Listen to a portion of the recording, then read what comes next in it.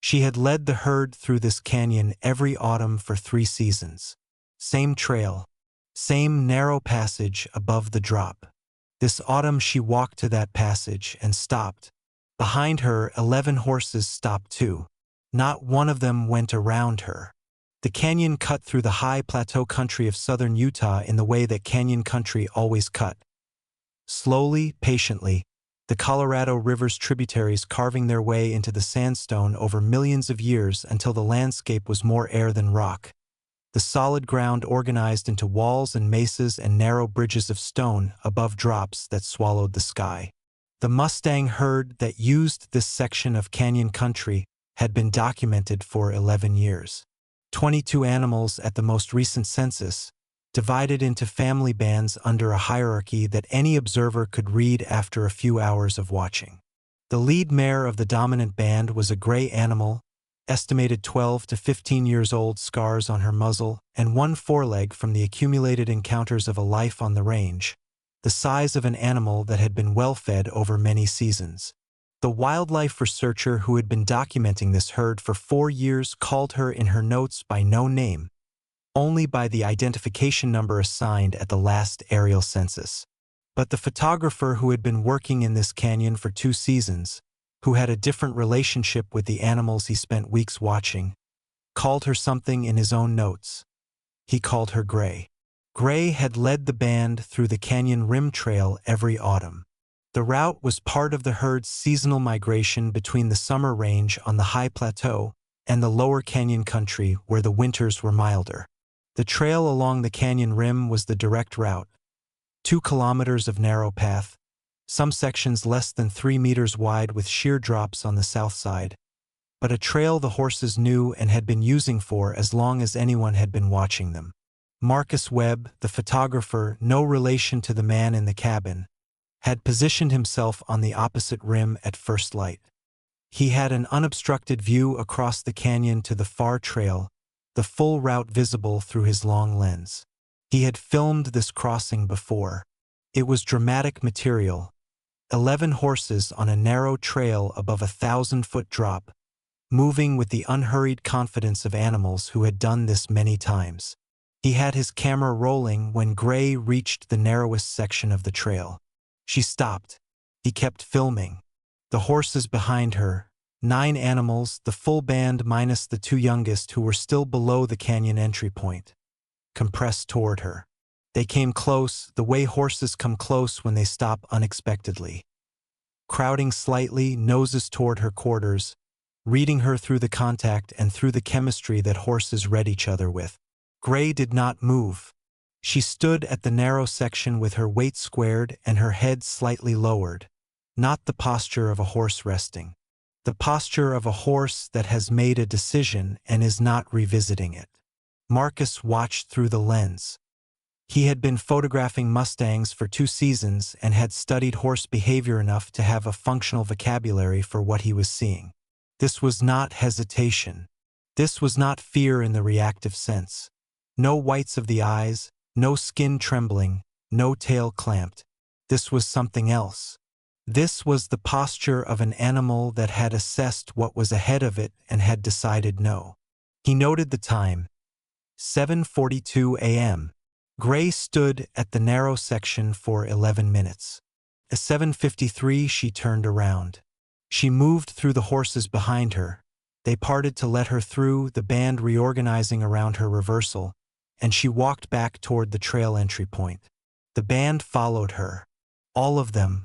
No horse tried the trail after she left it. Marcus lowered his camera. He kept his eyes on the trail across the canyon, the narrow section where she had stopped. The trail looked fine. The sandstone surface appeared intact. The rock walls on either side of the passage looked as they had every time he had filmed this crossing. He picked up his radio and called the canyon's ranger station.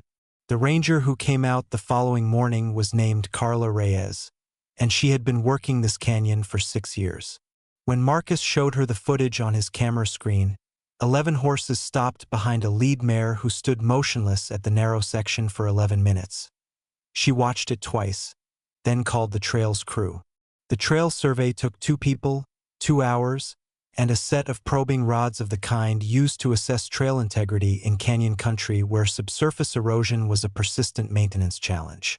At the narrow section, the exact point where Gray had stopped, the lead probe went through the surface material at 43 centimeters. Not through rock, through air. The void beneath the trail surface at the narrow passage extended for approximately 4 meters along the route and for the full width of the trail. It had formed through a process common in this canyon's geology. The sandstone layers beneath the trail surface had been gradually undermined by water infiltration along a natural joint in the rock, hollowing out a space while the surface caprock remained intact. The caprock, the visible trail surface, was perhaps 30 centimeters thick at its thinnest point. 30 centimeters of unsupported sandstone caprock, spanning a void 4 meters long, 3 meters wide, over a 1,000-foot drop. Carla stood at the edge of the survey zone and looked at the trail. It looked like trail. It had looked like trail for, the geological assessment would later estimate, at least 3 to 5 years, during which time the void had been slowly expanding as the water infiltration continued. How much weight would it hold? She asked the trail's crew lead. He gave the conservative answer, 1 large human, maybe. At the center of the void, the caprock is 28 centimeters thick. A loaded horse. He paused. No. A horse in this band weighed between 400 and 500 kilograms. A horse stepping onto the center of that void, at the section where the caprock was thinnest, would have applied a load that the rock could not sustain. Carla looked at the footage again that evening, on the ranger station's larger screen. Gray approaching the passage. Gray stopping. The specific position of her stopped feet, at the outer edge of the survey zone before the void began, as if she had walked to the point where something changed beneath her feet and stopped exactly there. Horses, Carla knew, detected ground conditions through vibration transmitted through their hooves. The proprioceptive sensitivity of a horse's leg, the ability to detect what the ground was doing through contact, was substantially more refined than human foot sensation. A horse on a hollow trail surface would experience a different vibration pattern than a horse on solid ground.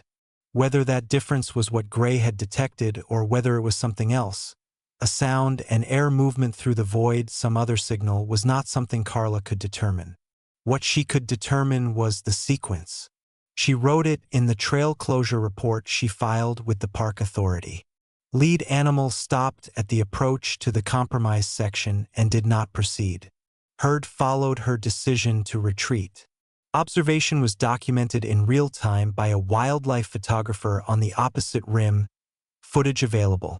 Trail survey conducted the following morning identified a subsurface void beneath the trail surface at the exact location where the lead animal stopped. Trail closed pending structural stabilization. She noted the void's dimensions, the estimated caprock thickness, the load failure risk. She did not speculate in the report about the mayor's awareness of the void. This was a trail safety document. But she sent Marcus a message through the park's visitor contact system asking for a copy of the footage for the trail maintenance archive. She wrote one additional line, "Thank you for calling it in. And thank your horse." He sent the footage. He kept that message. The trail closure notice went up the following day. Orange barriers and tape across the entrance to the narrow section, with the standard Park Service language about geological hazard and ongoing assessment. Hikers who had planned to use the route were redirected to the longer alternative trail that came down through the eastern approach. An additional 4 kilometers, but on solid ground. The stabilization project took 8 weeks. The void was accessed from above, a technically complex operation that required a crew rigged on the canyon wall to work at the void's location, and filled with injected grout to consolidate the subsurface structure. The caprock was reinforced where needed.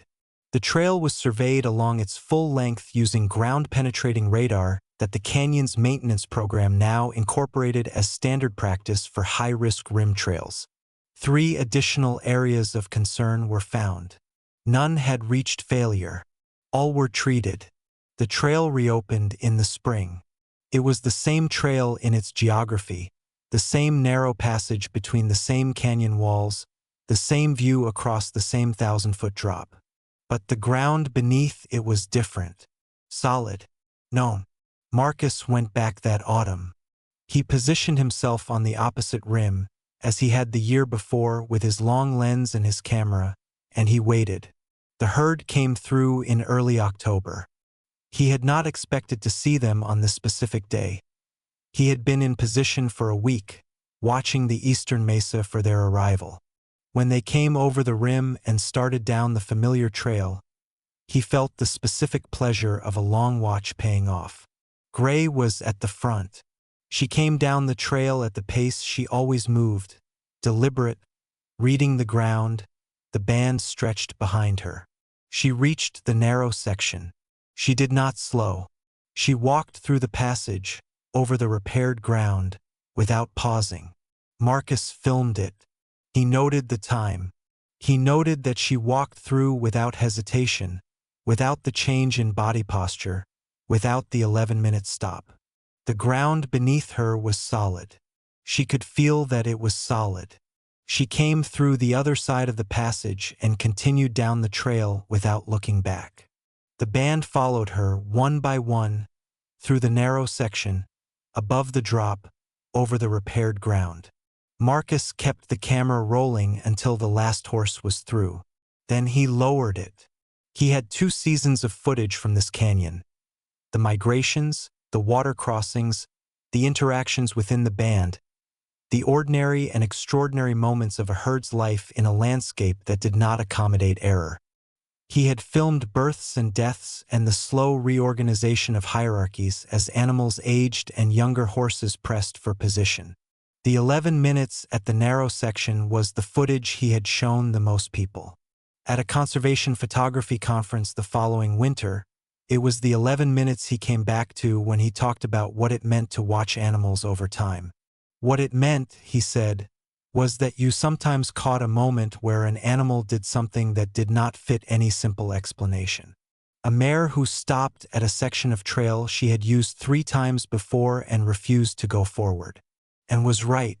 He could not tell you what Gray had felt through her hooves in that moment, or what she had heard, or whether it was something else entirely. He could tell you she stopped. He could tell you the ground beneath the place she stopped was not safe. He could tell you that 11 horses were still alive to make that migration every autumn because she stopped.